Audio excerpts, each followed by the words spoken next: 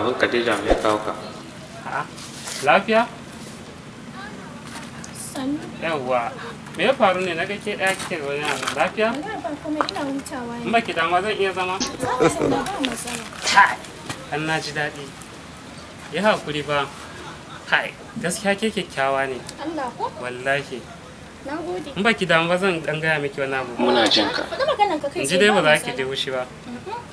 Ina son ki. Kana so na? Wallahi. Da gaske? Allah. To shikenan ni ma na amince. Allah kuwa? Allah. Har na ji daɗi. Wallahi. Amma ba akwai matsala. Matsala kuma faɗi ka matsalar ki. Ko ma mene zan magance shi. Kina da aure? Eh. Haba, wannan abu mai sauki ne. Kawai kotu zan kai shi baki takardar saki sannan ni kuma na aure ki. Za ka kai shi kotu? Wallahi. Amma za ka iya? Ba, abu mai sauki ne. Tam shikenan. Sai dai kuma fa akwai matsala. Matsala kuma? Eh. Faɗi na jin ki. Maza na 7, yara na 400. Kwantar da hankalinka, kar ka tsorata, yara na suna bacci. Ka tsaya.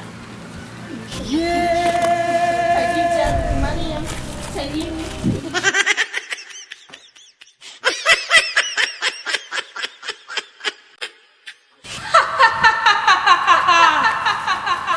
Wai faɗa maka bar na gabas take.